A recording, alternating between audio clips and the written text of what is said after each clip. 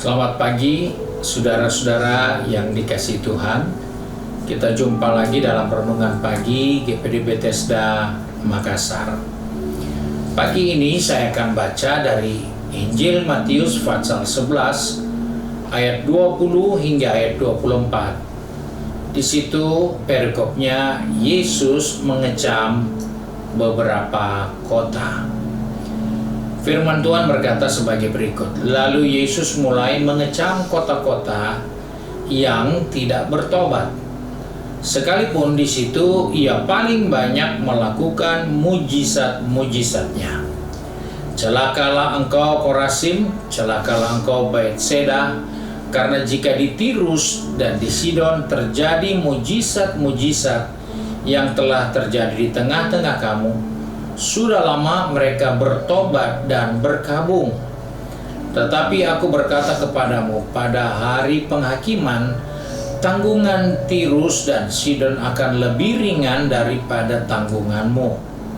Dan engkau Kapernaum, apakah engkau akan dinaikkan sampai ke langit?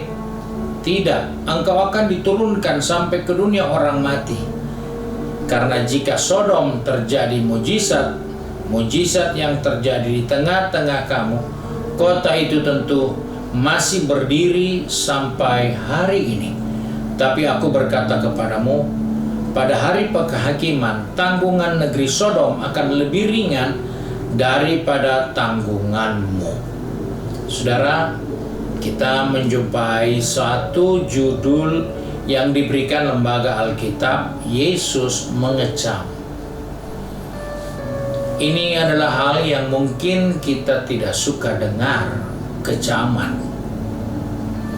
Tapi ini adalah satu bukti yang dibuat oleh Yesus terhadap kota-kota yang dimana penduduk-penduduknya tidak meresponi mujizat-mujizat yang terjadi.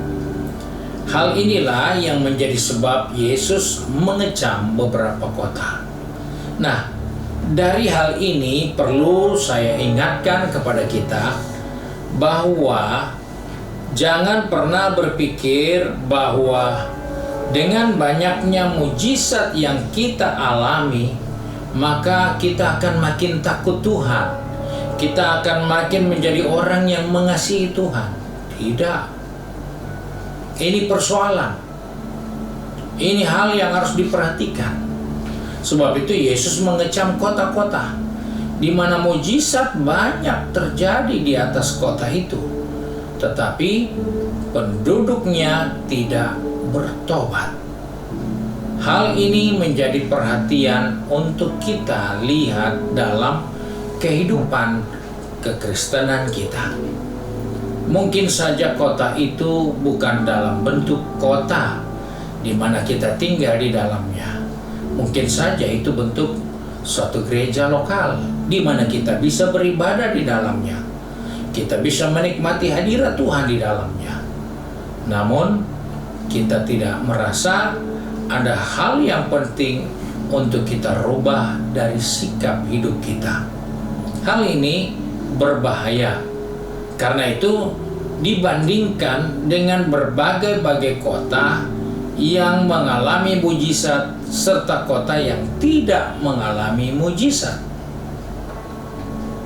Kalau mujizat itu terjadi di Sodom dan Gomora, maka Yesus pun katakan Sodom dan Gomora tidak akan pernah hilang. Dia akan ada sampai saat ini karena mereka bertobat.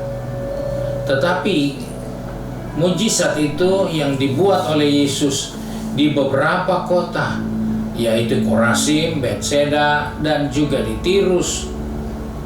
Hal-hal yang seperti itu tidak terjadi di kota Sodom dan Gomora, maka rasanya mereka itu diperlakukan istimewa. Tetapi ternyata mereka tidak menyikapi dengan baik mujizat yang mereka alami. Nah, saudara-saudara yang dikasihi Tuhan, kecenderungan kita berpikir mujizat itu kalau ada berkat, kalau ada kesembuhan, kalau ada perkara-perkara yang luar biasa yang terjadi. Tetapi sebenarnya mujizat itu adalah pertobatan, di mana manusia yang tadinya harus binasa, tapi dia bisa berubah memperoleh hidup yang kekal, selamat melalui iman percayanya. Itu mujizat. Karena banyak hal kita bisa percaya. Di dunia ini banyak kita bisa percaya. Ada orang yang berbuat baik kita bisa percaya, tapi dia tidak bisa selamatkan kita. Ada pengorbanan yang dibuat oleh orang-orang banyak untuk berbuat baik, tetapi itu tidak akan pernah bisa menyelamatkan kita. Oleh sebab itu, perbuatan baik tidak menyelamatkan manusia, tetapi pertobatan yang membuat manusia itu bisa selamat. Berhenti berbuat dosa dan berbalik arah kepada Allah. Itulah pertobatan. Dan apa yang terjadi di beberapa kota yang dikecam Yesus, mereka menikmati mujizat, mereka melihat tanda heran, mereka menerima banyak hal-hal yang luar biasa yang dibuat Yesus di kota-kota itu. Tapi responnya, feedbacknya, justru mereka tidak bertobat. Hal ini menjadi perhatian untuk kita sebagai orang percaya. Mungkin kita tidak tinggal di kota itu, sekali lagi saya katakan, tapi mungkin kota itu dalam bentuk gereja lokal. Mungkin kota itu dalam bentuk persekutuan kita. Mungkin kota itu dalam bentuk rumah tangga kita. Kehidupan keluarga, kehidupan berumah tangga, ada banyak mujizat kita alami, tapi tidak ada pertobatan. Hal-hal inilah yang dikecam Yesus, sehingga dikatakan hukumannya jauh lebih berat daripada kota-kota yang tidak pernah lihat mujizat.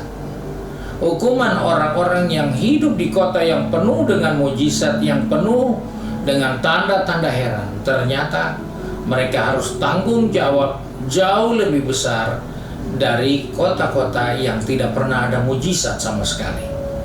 Sebab itu, ini harus menjadi perhatian kita sebagai orang percaya, sebagai anak Tuhan.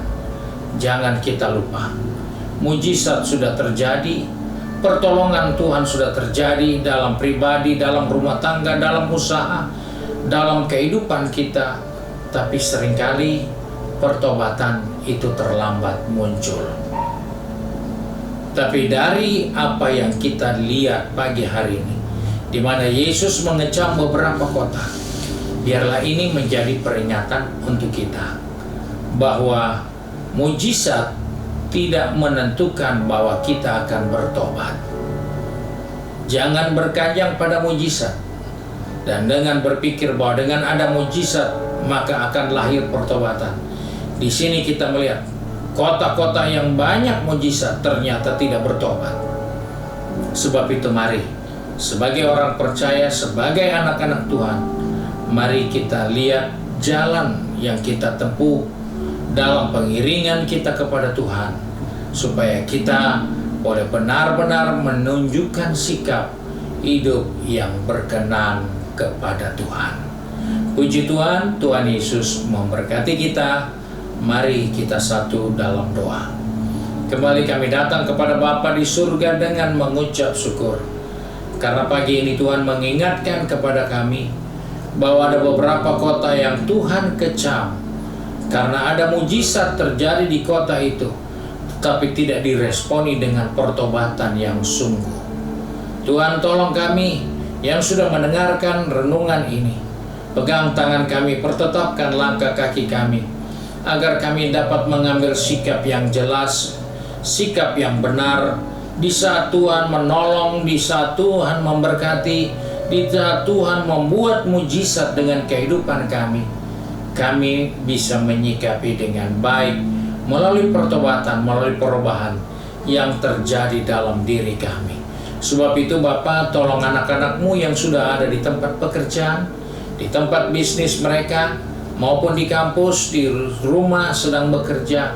Tuhan, tolong kami, supaya kami selalu diingatkan bahwa kami harus mengalami perubahan dalam pertobatan kami, untuk kami berjalan di dalam kehidupan yang dibaharui dari hari ke hari untuk mempermuliakan Bapa di surga.